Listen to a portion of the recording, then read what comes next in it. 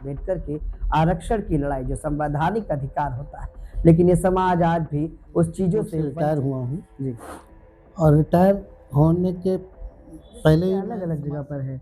अब मतलब जैसे मान लीजिए लखनऊ जिला है, हाँ, तो यहाँ अब ओबीसी जैसे- है और कुछ जैसे कहीं पे भी नहीं है। जैसे कुछ को एसटी में कहा जाता है और कुछ कहीं पर भी नहीं। क्या ये प्रशासनिक लापरवाही है? के सिस्टम बाद की बड़ी खामी है। क्योंकि पहले ये गोंड जो था ट्राइब जो था नहीं है, दोनों ट्राइब हैं, हाँ ट्राइब दोनों हैं। जी बस फर्क ये हुआ है कि जब 1950 में जब इसको गोंड को अलग कर दिया गया और कहार को ओबीसी में डाल दिया।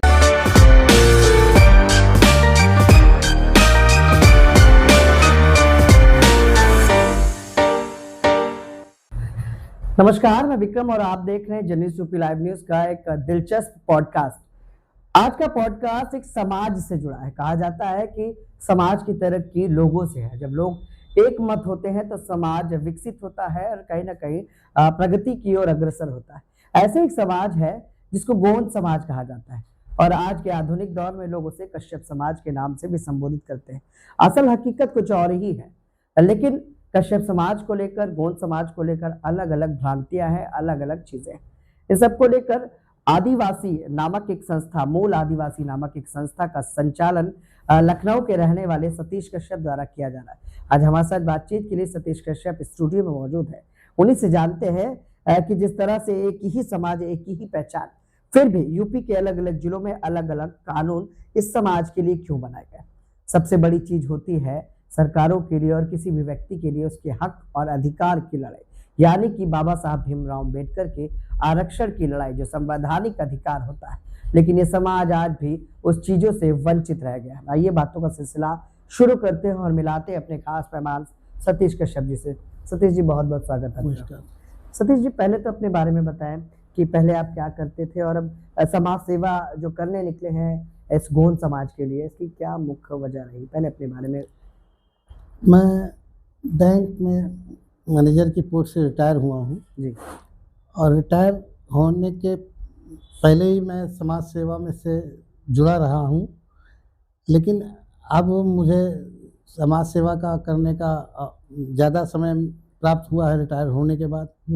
तो जो मैंने देखा कि हमारा जो गोंड समाज है पिछले आज 75 साल से ऊपर हो रहा है।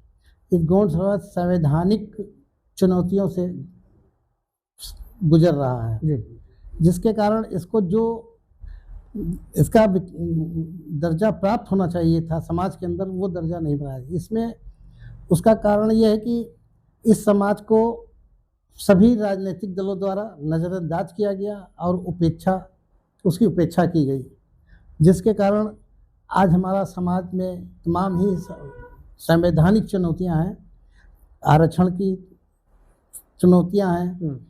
समाज में हमारे इस समाज को पूरे प्रदेश और उत्तर प्रदेश में इस समाज को SC ST OBC में बांट करके एक समस्या खड़ी की गई। उत्तर प्रदेश में क्या अलग अलग जगह पर है? अब मतलब मान लीजिए लखनऊ जिला है, हाँ, तो यहाँ ओबीसी है। जैसे पूर्वांचल के जो 17 जिले हैं, पहले 13 जिले नोटिफाइड हुए थे, उसके बाद 4 जिले उसमें और ऐड किए गए। उनको जोड़ करके 17 जिलों में जो है गोंड समाज और उसके जो पर्याय हैं उन लोगों को जो है ST का दर्जा दिया गया। परंतु बाकी जो 58 जिलों में है उसमें उसकी पर्याय को भी नहीं किया, केवल गोंड को ही माना गया और SC का दर्जा दिया गया। जिनके पास कोई साक्ष्य नहीं प्राप्त होता है तो वो OBC में उनको प्रमाण पत्र लेने के लिए मजबूर हो जाते हैं। मजबूर हो जाते नहीं, क्या मैं कहूँगा कि उनको दिया जा रहा है, जो असंवैधानिक तरीके से गलत है। अच्छा, गोंड समाज की जैसे कुछ जातियां हैं जो ST में हैं और कुछ कहीं पे भी नहीं है। जैसे कुछ को ST में कहा जाता है और कुछ कहीं पर भी नहीं। क्या ये प्रशासनिक लापरवाही या सिस्टम की बड़ी खामी है सर? ये हमारे सिस्टम की है, प्रशासनिक मैं नहीं कहूँगा। ये सिस्टम में ही कुछ इस प्रकार से संवैधानिक व्यवस्था हुई 1950 के बाद, क्योंकि पहले ये गोंड जो था टाइप जो था, इसमें जिसको कहार लेकर के भ्रांति फैली हुई, कहार और गोंड एक ही टाइप थे, दोनों ट्राइब थे और दोनों को जो है एससी का दर्जा प्राप्त था। गोंड और कश्यप दोनों अलग अलग समाज अलग है ना? नहीं है, समाज नहीं है, दोनों ट्राइब हैं। हाँ ट्राइब दोनों हैं। जी। बस फर्क ये हुआ है कि जब 1950 में जब इसको गोंड को अलग कर दिया गया और गुहार को ओबीसी में डाल दिया गया, जबकि दोनों ही ट्राइब थे। मतलब गोंद जाति है और नहीं जाति नहीं, हाँ, वो भी एक समूह है। हाँ समूह है। समूह है। और ये उपजातियां हैं, कश्यप का, धुरिया, ये सब। कश्यप जो है ये एक टाइटल है जो हमारे आंवला के एक पूर्व सांसद थे जयपाल सिंह कश्यप, उनके द्वारा एक नाम दिया गया था कि सब लोग अपने को जो कश्यप लिखे, तो उसमें निषाद लोग भी कश्यप लिखते हैं, धीवल भी कश्यप लिखते हैं, तुराह भी कश्यप लिखते हैं, और जो गोंड की पर्याय हैं वो भी जो तो आजकल वर्मा क्यों लिखने लगे ये समाज के लोग? वर्मा भी उसी प्रकार से जैसे कश्यप लिखते हैं वैसे लोग वर्मा लिखते हैं। तो सरनेम लिखने में कोई दिक्कत नहीं, कोई कुछ भी लिख सकता है। अच्छा सतीश जी, धुरिया, गुड़िया, बातम, सुरैया और रैकवार, आखिर ये जातियां किस श्रेणी की नागरिक मानी जाएं? आपके हिसाब से किस श्रेणी की नागरिक मानी जाए? ये एसटी में आना चाहिए, इनको एसटी का दर्जा मिलना चाहिए, क्योंकि पहले ये एससी में थी, क्योंकि उसकी पर्याय है। जब भारत सरकार के सामने जो 12 जाति का प्रस्ताव भेजा गया, उसमें इन जातियों का जिक्र किया गया। 12 जाति थी कि 17 थी सतीश जी? 12। तो लोग सरकार तो कहती कि 17 जातियों के आरक्षण के लिए हमने भेजा है। 17 वाला तो राजनीतिक मुद्दा था, जो कि उसमें कुम्हार को और प्रजापति और राजभर को जोड़ दिया गया। अच्छा। जिनका इससे कोई संबंध नहीं है, वो मतलब कोई टाइप में नहीं थी, लेकिन उनको जोड़ करके कि उनको जोड़ दिया गया, जिसकी वजह से ये मामला संवैधानिक दृष्टि से अटक गया। 2 बार वो प्रस्ताव भेजा गया राष्ट्रपति के पास, दोनों द्वारा अस्वीकृत कर दिया गया, वापस कर दिया गया, जिसके कारण वो मुद्दा एक प्रकार से 17 जाति का समाप्त हो चुका है। अच्छा, क्या नाम है आपके संस्था का? पूरा नाम क्या है? हमारे संस्था जिसका मैं अध्यक्ष हूँ, उसका है मूलवासी कश्यप निषाद गोंड जन उत्थान समिति, उत्तर प्रदेश। अच्छा सतीश जी, इतनी जो जानकारी आपने एकत्रित की है, कैसे की है, कहाँ से मिली? हमको इसमें तमाम जानकारी तो आरटीआई के माध्यम से प्राप्त हुई है। ठीक है। और कुछ हमारे जो पुरोधा थे, समाज सेवी थे, उनके पास, उसमें मैं एक महावीर प्रसाद जी हैं जो सचिवालय से सेवानिवृत्त हैं, उन्होंने बहुत ही कार्य किया है। गया प्रसाद धुरिया जी बाराबंकी से हैं, उन्होंने इस संबंध में तमाम कार्य किया है, जिसकी वजह इन लोगों से प्राप्त हुई है, इन लोगों से जानकारी ग्रहण की। अच्छा, देखिए, कहा जाता है किसी भी चीज को लेकर या किसी भी चीज की व्याख्या को सरकार की ओर से परिभाषित करने के लिए राजपत्र जारी होता है, और कहीं न कहीं जब राजपत्र जो जारी हुआ, 17 जिलों में एसटी का दर्जा है, तो बाकी जो 58 जिले हैं, ये अधिकार उनसे आखिर क्यों छीन लिया गया? समाज से जो अधिकार था, जो 58 जिलों को नहीं मिल पा रहा है, क्यों छीना गया? क्या वजह लगती है? यही तो एक विचारणीय प्रश्न है। हाँ। कि जब 17 में आपने उनको किया और ये माना कि पूरे प्रदेश में गोंड पाए जाते हैं, तभी तो आपने उन 58 जिलों में भी गोंड को नोटिफाई किया है। यदि गोंड वहाँ जब पाए जाते हैं, तो जब आपने उनको नोटिफाई किया 58 जिलों में एससी के रूप में, तो उनकी पर्याय को भी साथ साथ करना चाहिए था। अब पर्याय को छोड़ दिया गया, और वो भारत सरकार के पास जो है लंबित है, उसको निरस्त नहीं किया गया है। वो जो 7 जातियां बची हैं, उनको अस्वीकार भी नहीं किया गया है, और उसमें रिकमेंडेशन में ये लिखा हुआ है कि ये जो है सरकार का काम है, उसको करना चाहिए था, ये लिखा हुआ है। तो सतीश जी, बड़ी बड़ी पार्टियां हैं, राजनीतिक दल है, भारतीय जनता पार्टी की सरकार है, उससे पहले उत्तर प्रदेश में समाजवादी थी, उससे पहले बसपा थी। किसी सरकार, जब चुनाव होता है तो सरकार के प्रतिनिधि आते हैं ना आपके पास, और आपके समाज के लोगों के पास, चाहे विधायक हो चाहे सांसद हो, तो ये सब बात रखते हैं, कभी सदन में इसका मुद्दा उठाया गया? यही तो बहुत बड़ी विडंबना है कि जो हमारे समाज के वहाँ पर प्रतिनिधि बैठे हुए हैं, चाहे वो सांसद हों चाहे विधायक हों, ये लोग पार्टी के प्रतिबद्ध हैं, समाज के प्रतिबद्ध नहीं है, जिसके कारण ये पार्टी का जो एजेंडा होगा वही करेंगे, वो समाज का प्रतिनिधित्व नहीं। इसलिए उनको ये कहना कि समाज के प्रतिनिधि है, मैं उनको समाज का प्रतिनिधि नहीं मानता हूँ। अच्छा, इसलिए कि जब वो समाज हित की बात नहीं करते हैं, समाज का वहाँ कोई विषय नहीं उठाते हैं, समाज की कोई समस्या नहीं उठाते हैं, तो वो समाज के प्रतिनिधि, वो पार्टी के प्रतिनिधि हैं और पार्टी के रूप में काम कर रहे हैं। और हम लोगों को एक वोट बैंक के रूप में ही यूज किया जा रहा है। तमाम राजनीतिक सभी राजनीतिक, चाहे समाजवादी पार्टी रही हो या कांग्रेस रही हो या ये वर्तमान में भारतीय जनता पार्टी है, ये हमको वोट के लिए यूज कर रहे हैं, इस्तेमाल करती है, केवल इस्तेमाल कर रहे हैं। तो काहे इस्तेमाल हो जा रहे हैं सब लोग? मतलब इस्तेमाल कोई आईपीएस बना है, हाँ, आप भी बैंक से बैंक मैनेजर सेवानिवृत्त हुए, तमाम लोग मतलब पढ़े लिखे लोग भी क्यों इस्तेमाल हो जाते हैं? अब ये जो आपने प्रश्न किया बहुत ही है कि क्यों इस्तेमाल होते हैं। हाँ। इसके पीछे कुछ लोगों की राजनीतिक महत्वाकांक्षा भी है। वो समाज का लेकर के समाज के लोगों के बीच में आते हैं कि हम आपके हित की बात करेंगे, और उसके बाद वो अपना राजनीतिक हित साधने के लिए किसी पार्टी को ज्वाइन कर लेते हैं। वहाँ उनको कोई जिले लेवल का या प्रदेश लेवल का पद मिल जाता है, उनकी रोजी रोटी चलने लगती है। सतीश भाई, अगर वो पार्टी से नहीं लड़ेगा तो वोटें नहीं देंगे आप लोग उसको, दिक्कत तो ये भी है उसके साथ। नहीं, अगर मान लीजिए आपका समाज के कोई आदमी समाज के उत्थान के लिए राजनीतिक, क्योंकि अगर सदन में नहीं जाएगा तो बात कैसे उठाएगा, और बात उठाने के लिए उसको सदन पहुंचना है। अब वो किसी दल से नहीं होगा तो उसका साथ भी नहीं देंगे आप। तो जब दल से हो, मैं ये नहीं कह रहा हूँ दल में जाना चाहिए, लेकिन अपने समाज को भी तो बात करनी चाहिए। तो पार्टी की बात करता है ना, प्रॉब्लम तो ये है। अच्छा, समाज के कितने नेता हैं अभी जो आपकी नजर में हैं, जो कहीं ना कहीं उत्तर प्रदेश में चर्चित रहते हैं, लोगों के बीच में रहते हैं, और अपने समाज के बीच जो हम आज बात कर रहे हैं समाज के बीच बने भी रहते हैं? हमारे समाज के बीच में इस आपके कम से कम नहीं तो मेरे ख्याल से 10 से 12 जो हैं विधायक और मंत्री हैं। हाँ। मंत्री पे आसीन हैं, और सेंट्रल में भी हैं। और यदि हम पूरे भारत की बात करें तो लगभग 100 से लगभग संख्या होगी जो आदिवासी समाज से बिलोंग करते हैं। सदन में भी जा रहे हैं? हाँ, और सदन में हैं। तो काहे नहीं उठा रहे हैं, क्या दिक्कत हो जाती है? पार्टी से बंधा, लेकिन वोट तो आप ही लोग देते हैं, जाते तो जाति के नाम पे वोट मांगे ना। अभी देखिए एक रैली हुई थी यहाँ, एक कैबिनेट मंत्री हैं आपके निषाद जी, उन्होंने एक रैली की थी और कहा जा रहा था कि मुद्दा था आरक्षण का, लेकिन जब बातचीत शुरू हुई तो उन्होंने कहा नहीं, मैंने तो आरक्षण की बात नहीं की, लेकिन वहां की पब्लिक कहती है कि हम आरक्षण की वजह से आए थे। और आज आप भी जब चुनाव होता है उनका साथ तो देते हैं आप लोग। तो इसी प्रकार के सारे राजनेता कर रहे हैं, जो हमारे डॉक्टर संजय निषाद जी कर रहे हैं। वो जितने भी चाहे किसी भी समाज के महाप्रतिनिधि हों, वो भी इसी प्रकार की बात कर रहे हैं। बीजेपी में लोगों को भ्रमित कर रहे हैं। मान लीजिए सहयोगी दल रहे हैं संजय निषाद, जो आज ये बात करते, पूर्व में अखिलेश यादव थे जिन्होंने कहा था हमने आपके प्रस्ताव को केंद्र सरकार भेजा है और केंद्र सरकार उसे पास नहीं कर रही है।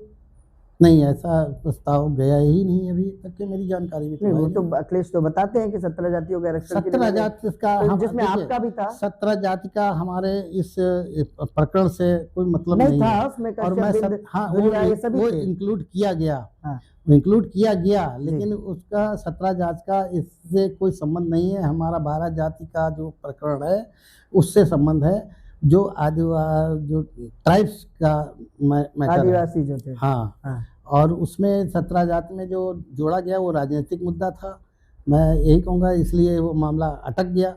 यदि उसको अच्छा सतीश जी, राजनीतिक मुद्दा है, लेकिन लगता है बिना राजनीतिक मंच पाए इस समस्या का समाधान हो जाएगा?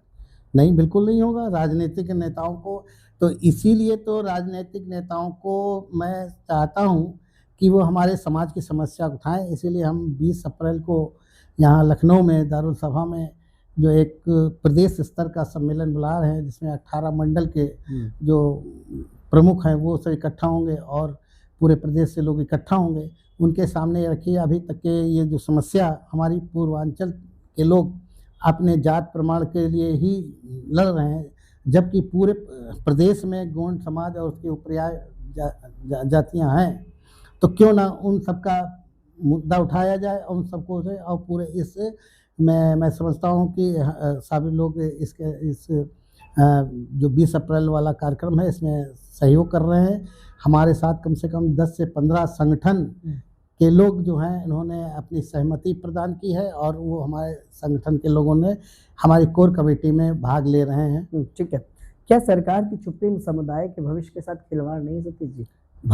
भविष्य के साथ खिलवाड़ तो अवश्य है, लेकिन सरकार को जगाना हमारा कार्य है। हम लोग जगाने का प्रयास कर रहे हैं और निश्चित में सरकार जागेगी, हम लोग समस्या का निदान भी होगा, मुझे पूर्ण विश्वास है। पत्राचार और इसी सरकार अच्छा के द्वारा सतीश होगा। जी, जितने पत्राचार करते हैं सरकार की ओर से जवाब अब मिल रहा है, सटीक जवाब मिल जाता है? नहीं, नहीं, सटीक जवाब नहीं आता है। सबसे बड़ी बात है कि अभी मैं मुख्यमंत्री को हमने एक प्रत्यावेदन दिया, स्वयं जाकर के वहाँ उनके जनता दर्शन में। वो प्रत्यावेदन जिसमें साफ-साफ लिखा था कि माननीय मुख्यमंत्री जी से आग्रह है कि इस प्रत्यावेदन को भारत सरकार को अपनी संस्तुति के साथ भेजें। परंतु जो हमारे जो ब्यूरोक्रेट्स हैं, उस पत्र को उन्होंने सीधे प्रमुख सचिव को भेज दिया, प्रमुख सचिव ने समाज कल्याण को भेज दिया। अब पर समाज कल्याण विभाग क्या करेगा? क्या उनके कुछ नहीं अधिकार पता। क्षेत्र, उससे कोई मतलब ही नहीं है, कुछ रह नहीं जाता है, वो केवल पत्र इधर से उधर संटिंग करता रहता है। अच्छा सतीश जी, जाति प्रमाण पत्र ना होने की वजह से क्या हजारों युवा नौकरी की और शिक्षा के जो मौके हैं वो खो रहे हैं? और बिल्कुल। कब तक खोएंगे आपके हिसाब से? जब तक कि उनके भविष्य का निस्तारण नहीं सरकार करेगी तो ये सफ़र करते रहेंगे। अच्छा, कितनी संख्या होगी मतलब गोंड समाज की, कश्यप समाज की, या जितने भी है ये 12 जातियों का हाँ, वो है, बिल्कुल आप सही कितने कह रहे हैं। हैं? पूरे यदि हम भारत की बात करें हाँ, तो लगभग 22 से 23 करोड़ 22-23 करोड़ की अगर इतनी बड़ी सब आबादी टोटल। है, उसके बाद भी उनकी क्योंकि सुनवाई क्यों नहीं जा रही? हमारी जाति के जो ये बिरादरी में जो आप कह रहे हैं कि कश्यप, और ये जो कश्यप की तमाम जातियां हैं, जो कहार हैं या गोंड हैं या और भी जो हैं, ये सब लगभग 150 उपजातियां हैं, जो हर प्रांत में अलग-अलग नाम से जानी जाती हैं।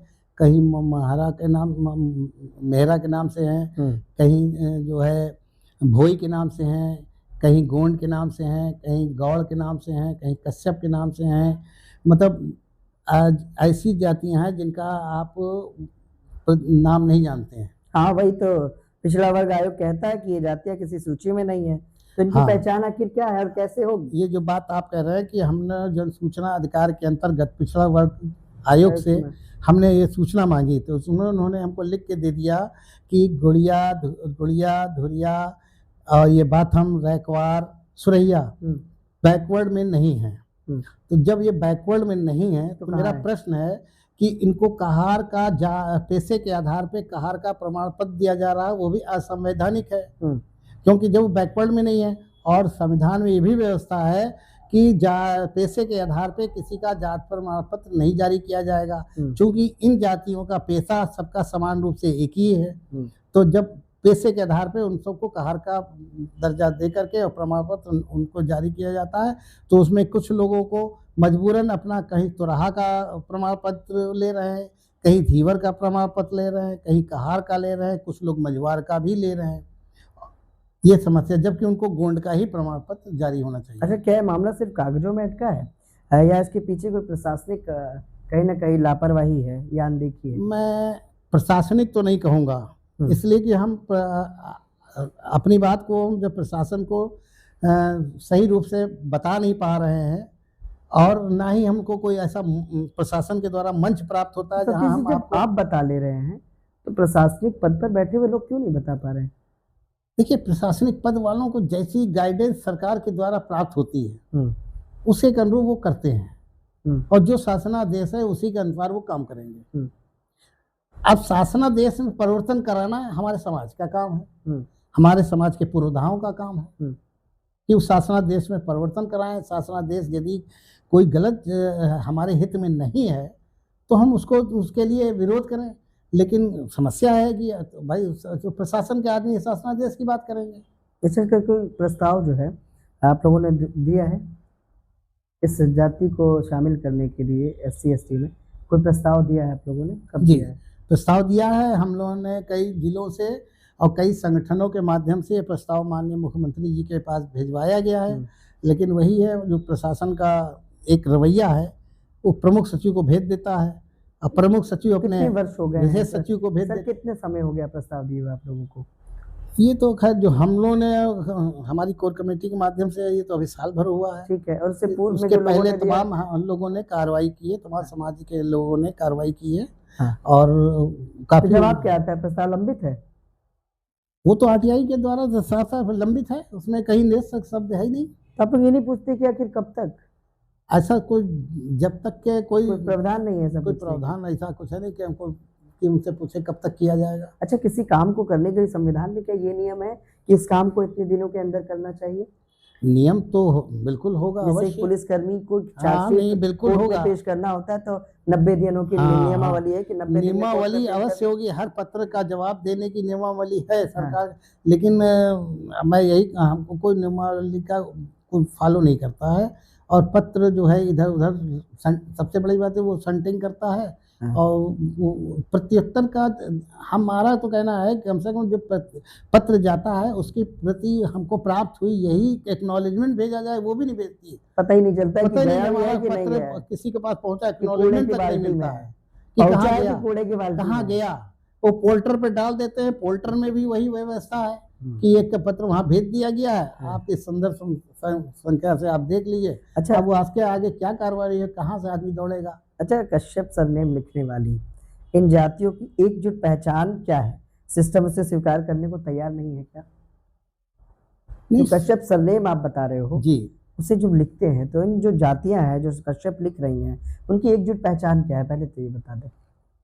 एकजुट उनकी पहचान की सबका पेशा लगभग एक ही है। हुँ, ठीक है। जो कहारी का एक आप कह पेशा रहे हैं है तो एक उसको तरफ आप कह रहे हैं कि पेशे से हाँ, पेशा सर्टिफिकेट नहीं दिया जाता है जाति तो प्रमाण सबका पत्र। पेशा लगभग एक है। ठीक है। चाहे वो धीवर हो, चाहे तुराह हो, हाँ। चाहे वो कहार हो, चाहे वो तो गुड़िया हो, आप चाहे इसे धुरिया एक्सेप्ट हो। करते हैं? हैं? आप इसे एक्सेप्ट करते हैं? हाँ, क्यों नहीं तो सरकार एक्सेप्ट क्यों नहीं कर रही है? अब सरकार क्यों नहीं या कर तैयार नहीं है इस चीज़ को करने मैं के लिए, तो मना कर दिया नहीं, कभी? नहीं, सरकार एक्सेप्ट नहीं है, सरकार को हम लोग सही ढंग से समझा नहीं पा रहे हैं। कि सरकार मना कर हम देती है कि नहीं, मैं ये करेंगे। नहीं कह सकता कि सरकार मना, यदि हमारी बात इसमें कुछ राजनीतिक भी कारण हो सकता है, कुछ ऐसा है कि कुछ हमारे अन्य जो समाज के लोग हैं वो भी नहीं चाहते हैं कि जैसे मान लो एससी में मान लो चली जाएगी तो एससी वालों को सोचते हैं कि हमारा शायद इसमें नुकसान हो जाएगा। इसी प्रकार कोई एसटी वाले भी कोई सोच है कि हमारे में एसटी में ये लोग जुड़ जाएंगे तो हमारा जो है कुछ हक में शायद फर्क पड़ जाएगा। ये तो यही बात हुई कि समंदर से 2 लोटा कम होना है। हाँ, लेकिन ऐसा नहीं है, समुंदर में यदि कोई 2 लोटा या 3 लोटा भी कम हो जाएगा कोई तो फर्क नहीं समंदर को पड़ेगा। फर्क तो पड़ता नहीं है। और रही बात ये है कि यदि हाँ परसेंटेज यदि फिक्स है तो परसेंटेज जब सरकार में आपका तो वो बढ़ेगा तो परसेंटेज भी बढ़ेगा। बिल्कुल बढ़ेगा। देखिए, क्या ये मुद्दा सिर्फ आरक्षण का है? सवाल यही है, क्या ये मुद्दा आरक्षण का है या सम्मान का है या अपने पहचान की लड़ाई है, जिसे सतीश कश्यप जैसे तमाम लोग लड़ते नज़र आते हैं? और इसमें जब ये लड़ाई लड़ने निकलते हैं तो उन्हें तमाम तरह के सवालों से भी गुजरना पड़ता है। कोई कमेंट करके उल्टी-सीधी बात भी बोलता है, तो कोई कहता है कि कश्यप तो गोंद होते हैं, गोंद तो कश्यप होते हैं, तमाम बार ऐसा भी होता होगा।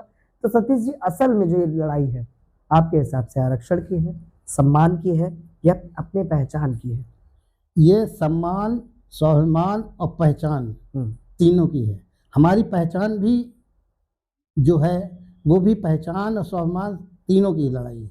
हाँ, आरक्षण तो हमारा सेकेंडरी मैटर है। बिल्कुल।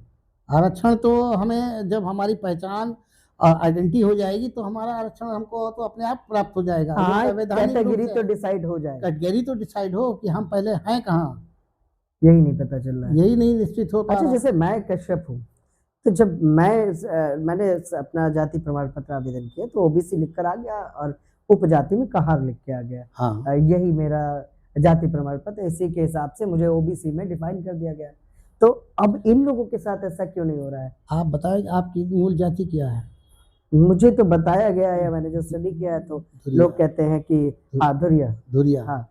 तो जब मूल जात धुरिया है और धुरिया के लिए उपजाति कहार। अब मैं बता रहा हूँ, धुरिया के लिए साफ एक प्रकार से गजट है।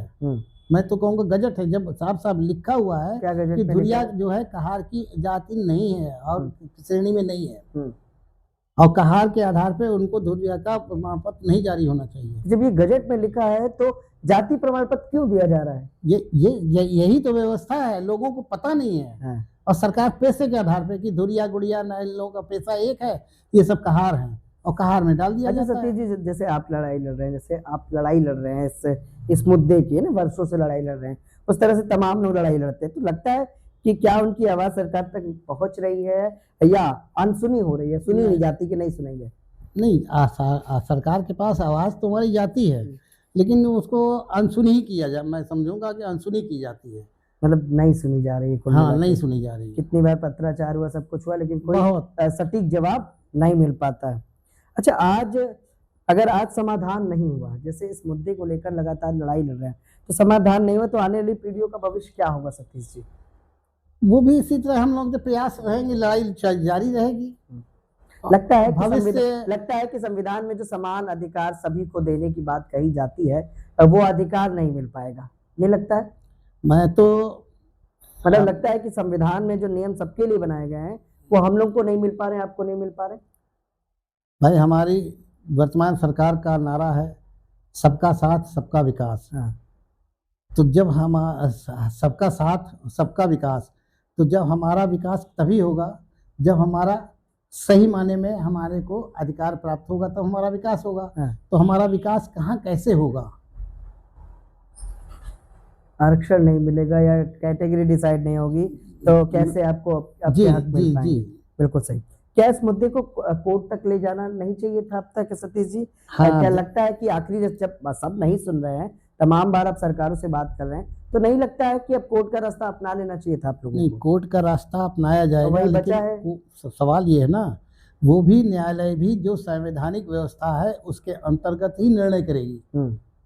संस्था बिल्कुल, वो तो जो वो कहेगी कि ये शासनादेश है। हाँ, कोर्ट भी यही कहेगी कि संस्था फला संस्था इसकी जांच करके हाँ, एक रिपोर्ट बना के, हाँ, एक वो कमेटी बना के हमें दे दे। कमेटी की दे दे, हाँ। रिपोर्ट मांगेगी। हाँ। और वो जो रिपोर्ट आएगी वो संवैधानिक व्यवस्था जो है ये लग वर्तमान रहा में चल रही है। ये लग रहा है सतीश जी, वो कमेटी जो भी रहेगी वो काम करना चाहती तो ये प्रस्ताव पे दुनिया भर के जो दिए हैं उस पे कर चुकी है। हाँ, न्यायालय को हम यदि कुछ मुद्दे हैं, ऐसे हैं बिंदु हैं जिनके ऊपर यदि हम उनको संज्ञान में लाएं, तो हो सकता है इसमें कुछ परिवर्तन हो सकता है, न्यायालय के द्वारा हमें लाभ मिल सकता है।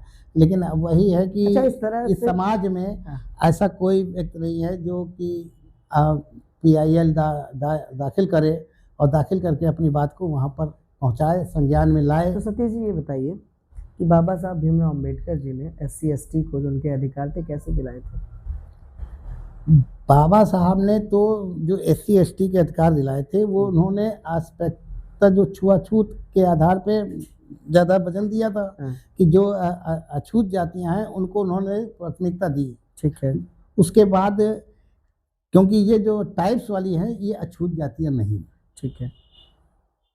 ये क्या जातियां हैं? ये ऐसी जातियां हैं जो कि क्या आदिम जातियां हैं जो कि समाज से बाहर थी, जिनको मतलब जो कहा जाए कि मैं ये कहूँगा कि जो जंगलों में या पहाड़ों पे निवास करे, तो सभ्यता से जो वर्तमान सभ्यता है या इससे दूर थी। अच्छा, सरकार से जो सवाल है आपका वो क्या है? इन जातियों को उनका हक कब मिलेगा? कैसे पूछ रहे हैं आप? नहीं मिलेगा। कब मिलेगा? सतीश जी, उम्र क्या है आपकी? हमारी इस समय 74 के लगभग है। 74। रिटायरमेंट के बाद आपने ये लड़ाई लड़ना शुरू कर दिया जी। तो कब तक आपके जीवित रहते मिल जाएगा, ये आशा करते हैं सरकार से? चाहे केंद्र सरकार हो चाहे प्रदेश सरकार हो, या आपके बाद जो लोग इस लड़ाई को लड़ेंगे वो लड़ पाएंगे? नहीं, वो जब आप जैसे पढ़े लिखे लोग अगर इस लड़ाई को लड़ने के लिए इतनी दिक्कतों का सामना करना पड़ रहा है। नहीं, मैं देख रहा हूँ कि ये जब 70 साल से ये चल रहा है और ये प्रकरण चल रहा है, तो आगे भी चलता रहेगा। हम नहीं होंगे, कोई दूसरा आएगा, कोई युवा, आज की जो युवा, अब हम लोग तो युवाओं को मैसेज देंगे। अच्छा सतीश जी, जैसे युवा कर रहे हैं आप, तो जब जिस तरह से आप लड़ाई लड़ रहे हैं, आते हैं युवा आपके इस कार्यक्रमों में या इन मुद्दों का हिस्सा बनने, लड़ते हैं, कहते हैं, कोई रास्ता देते हैं या कहते हैं कि सरकार के खिलाफ प्रोटेस्ट करेंगे या सरकार से ज्ञापन देंगे, करते हैं? नहीं, कुछ युवा हैं जो वो चाहते हैं, लेकिन उनको नेतृत्व की आवश्यकता है, बैकिंग की जरूरत है, या तो पढ़ने की जरूरत है। हाँ, जब तक पीछे से कोई मजबूत उनको जनाधार ऐसा नहीं प्राप्त हो, युवा बेचारा आ करके क्या करेगा? तो इस समाज का इतिहास कैसे पढ़ेंगे? वो कहाँ से पढ़ेंगे? हम ही लोगों के माध्यम से पढ़ेंगे।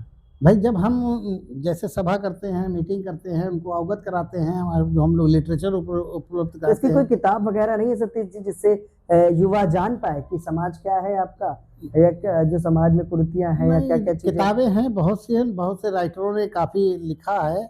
आप पुरानी किताबों में चले जाएं, ऐतिहासिक किताबों में चले जाएं, अब पूरा आपको लिटरेचर प्राप्त होगा, अल्बेरूनी का है, विलियम कुर्क का है, रसेल का है, जिन्होंने लिखा है आपके बारे में सब लिखा हुआ है, लेकिन अब उन्हीं सब चीज़ों को हम लोग भी कोट करते हैं। अच्छा, आखिर में क्या ये सिर्फ एक समाज है जिसकी लड़ाई है, या पूरे सिस्टम की लड़ाई है? नहीं, समाज और सिस्टम दोनों की लड़ाई है। समाज और सिस्टम की दोनों की लड़ाई है। तो लगता है कि कोई एक है, समाज कोई एक है, चाहे समाज चाहे सिस्टम, कोई एक है जो सही से लड़ाई लड़ नहीं रहा है। इसमें तो हम अपने समाज को ही दोष देंगे। क्या कमी देखते हैं समाज की इस लड़ाई में? अपने लोगों की कमियां क्या देख रहे हैं? कमियां है कि हमारे संगठन का अभाव है, और जो हमारे समाज के जो बड़े बड़े संगठन हैं जो अपने को अखिल भारतीय लेवल करके मानते हैं, उनके जो हैं वो वही जब संगठित नहीं है आपस में, वही संगठन 4 संगठन, यहाँ गोंड महासभा के 4 संगठन चल रहे हैं हमारे। अच्छा, ये होता है सतीश जी कि कभी आपने ज्ञापन दिया कि इन 12 जातियों को SC/ST में शामिल कर दिया जाए, तो उसी जगह आपका कोई दूसरा संगठन आता है, कहता है नहीं इसमें शामिल ना किया। हाँ, ऐसा होता है, हुआ है, इसके पूर्व भी हुआ है। तो यही एक गुट है, मैं नाम नहीं लूँगा यहाँ पर, वो इसी गोंड महासभा का गुट है जो विरोध खड़ा होता है, उसने धरना प्रदर्शन तक किया है। तो इसी वजह से नहीं मिल पा रहा है आपको आपका हक अधिकार? हाँ, तो ये बात सही है। तो ये लगता है कि समाज एकजुट नहीं होगा तब तक। ये प्रश्न बहुत सही है। ये विजय बहादुर चौधरी, एक व्यक्ति जो थारू का व्यक्ति है, उसको खड़ा किया गया है, प्रायोजित किया गया है, और एक गोंड महासभा के मैं कहूँगा प्रमुख पदाधिकारी के द्वारा उसको मतलब समर्थन दिया गया, विरोध करता है। इसके अतिरिक्त मैं समझता हूँ कुछ लोगों ने उसको प्रायोजित कर रखा। अभी उसने एक हमारे 7-8 लोग अभी हमारे गोंड समाज से जो है हुए हैं, तो उनकी एक कोई कंप्लेंट कर दी उसी थारू ने। मेरा कहना है कि थारू ने कंप्लेंट यदि किस बेस पे कर दी? क्या जब कोई कंप्लेंट करता है तो उससे शपथ पत्र लिया जाता है? या आप भाई किसी की शिकायत कर रहे हो, किसी के जीवन से खिलवाड़ करने जा रहे हो, आप शपथ पत्र दो। आपके पास क्या प्रूफ है? आपने सिंपल एक कंप्लेंट कर दी और जांच कमेटी वालों ने जांच बैठा दी इसकी। तो सतीश जी, हम जो आज चर्चा कर रहे हैं, इन सभी चीज़ों, इन सभी सवालों का जो जवाब है वो आपने प्रदेश सरकार, केंद्र सरकार से ले रखा है लिखित तौर पर? हाँ, मतलब सभी का कुछ ना कुछ रिकॉर्ड है आपके पास? रिकॉर्ड है हमारे पास सब। बहुत ज़्यादातर तो सब RTI के द्वारा ही प्राप्त हुआ है। हाँ, इसी को लेकर आप लड़ाई लड़ते जा रहे हैं। जी, लेकिन लड़ाई सफल इसलिए नहीं है कि समाज एकत्रित नहीं है, एक साथ नहीं है, एक मत नहीं है। नहीं, हाँ, लेकिन मैं अपना प्रयास कर रहा हूँ। कई संगठन के लोगों को मैंने जोड़ने, या अभी जो हम लोग ये कोर कमेटी के माध्यम से जो हम सम्मेलन करने जा रहे हैं, उसमें 10 संगठनों का तो प्रतिनिधित्व है ही हमारे पास, और 3-4 संगठन ऐसे हैं जो हमारे बात को संज्ञान में आए हैं। उन्होंने अपनी सहमति भी दी है कि हमारे को भी संगठन में जोड़ा जाए। तो हमने उनसे कहा जब हमारा विस्तार होगा तो हम उनको सम्मिलित करेंगे। अभी हमारी 20 जो कोर कमेटी के सदस्य हैं, जो इस समाज के चिंतक हैं, उनको उसमें रखा गया है। बहुत बहुत धन्यवाद सतीश जी हमसे बात करने के लिए। बहुत बहुत आपके चैनल को हमारी तरफ से बहुत बहुत शुभकामनाएं। और आप जो हमारे समाज के लिए आपने यहाँ पर जो किया है, आपने इंटरव्यू लिया, उसके लिए बहुत बहुत धन्यवाद। बहुत धन्यवाद। देखिए, ये थे हमारे से सतीश कश्यप, एक सामाजिक तौर पर एक संस्था का संचालन कर रहे हैं, एक समिति का संचालन कर रहे हैं। मुद्दा एक ही है कि समाज का विकास कैसे हो। अब विकास या विनाश 2 शब्द हैं, क्योंकि एक की विचारधारा ये कहती है कि इसे OBC में डाल दिया जाए, तो एक की विचारधारा ये कहती है कि इसे SC/ST में शामिल कर दिया जाए। अब सरकार के पास प्रस्ताव जाता है और ये बात कही जाती है कि सरकार हम पर ध्यान दे, हमारे प्रस्ताव पर विचार करे। पिछले कई वर्षों से राजनीतिक दल, राजनीतिक मंच पर आरक्षण की बात की जाती है और इस समाज के लिए विशेषकर की जाती है। चुनाव हुआ, जब तक चुनाव चल रहा है तब तक ये राजनीतिक मुद्दे के रूप में आरक्षण की बात लगातार हर मंचों पर दिखाई देती है।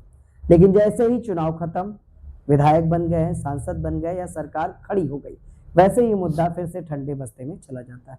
कहने को तो इस समाज से हजारों की संख्या में जनप्रतिनिधि हैं, लोग हैं जो सदन में जा रहे हैं, जो लोकसभा विधानसभा में बैठ रहे हैं, लेकिन इस मुद्दे पर कोई चर्चा नहीं होती, पूर्व की समाजवादी सरकार ये दावा करती है कि उन्होंने 17 जातियों के आरक्षण के लिए सूची बनाकर भेजी थी, जिसमें कई जाति जो हमने चर्चा की है वो भी शामिल थी, पूरी तरह से वो भी नहीं थी।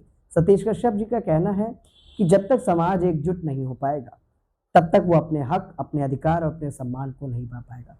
आशा करते हैं हमारे इस पॉडकास्ट का दिलचस्प सेगमेंट आपको पसंद आया होगा, जिस विषय पर हमने चर्चा की। कहीं ना कहीं ये विषय विचारणीय इसलिए है और चर्चा की बात इसलिए है कि समाज आज लड़ाई लड़ रहा है, जबकि बाबा साहब और हमारा संविधान हमें अधिकार देता है कि हम जिस कैटेगरी में आते हैं उस कैटेगरी का लाभ हमें मिलना चाहिए। अब राजपत्र में और सरकारों द्वारा, आरटीआई द्वारा ये जवाब आता है कि आप तो इस सूची में है ही नहीं, तो आखिर संविधान का अधिकार कैसे मिलेगा। आज के लिए बस इतना ही, फिर मिलेंगे अपने पॉडकास्ट के किसी दिलचस्प एपिसोड में किसी खास मेहमान के साथ। कोई त्रुटि हो तो कमेंट बॉक्स में जरूर बताएं।